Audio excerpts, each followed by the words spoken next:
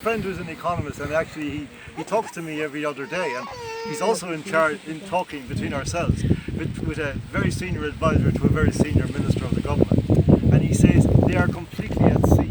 So those of you who have been nurturing conspiracy theories or whatever they're called, relax. They don't know what they're doing. This is witnessed by the overnight the Gardaí suddenly, who the other night were outside our door. They're very frequently hold checkpoints right outside our front window, and they were there the other night at 11:15, and they stayed there till 12:45. 15 minutes before the regulations lapsed, they were still stopping people outside our house, which shows that probably they're the most stupid police force in the world. This book has been their great enemy. Having said that, there is something very sinister about what we've been experiencing in the last 3 months, for certain. And this book is at the heart of it. It struck me, I became very well known in the last 20 odd years for writing about family law. And I did write a lot about it because I had direct experience, and I also, as a result of writing about it, met many people who had terrible experiences of being essentially brutalized by these thugs of judges with total power, little Hitlers on benches in secret courts. And it's very interesting. I was just thinking about how much the parallel, because now what this has actually done, the kind of invasions that the family law courts were able to do, by virtue of having been drawn into one of these courts, state officials, state bodies can break into your house, in effect, metaphorically and sometimes literally, invade your most intimate relationships, destroy those relationships, criminalize you, destroy your reputation, take your assets, and do this all in secret.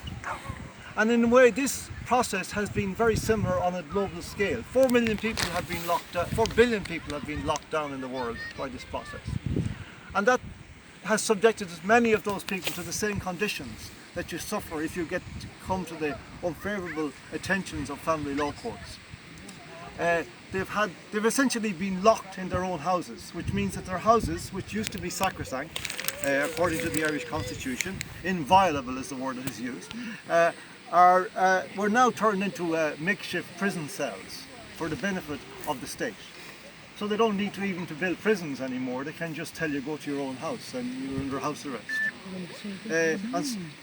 But moreover, when you think about the effect of these regulations and these interventions on the most intimate relationships all of us have had with our children, with our grandchildren, that we are forbidden to actually, I think where it has become most searing is when they tell you that they're relaxing something. And they tell you that they're now giving you permission. Isn't it wonderful? You can have permission to hug your grandchildren. Oh, thank you, Mr. fucking Varadkar. Thank you so much. Thank you so much. Like, this is what I mean. That this is an intrusion of the most fundamental, intimate kind in the very essential, the most sacred parts of people's lives. And the government, these politicians, they're not even the government anymore. They're not the government. These politicians are intruding and telling us what we can and can't do, and telling us in our own home how many people we can have in our house at the same time, and where they have to sit, and how far apart the chairs have to be. Like, did anybody in their wildest nightmares have such a scenario come to them at any time in their lives? And yet here it is. And this is part of a process that has been ongoing for quite a few years. This book is an amazing book, and I want to just briefly tell you the story of this book. But there's 5 articles in this book, articles 40, 41, 42 and 43.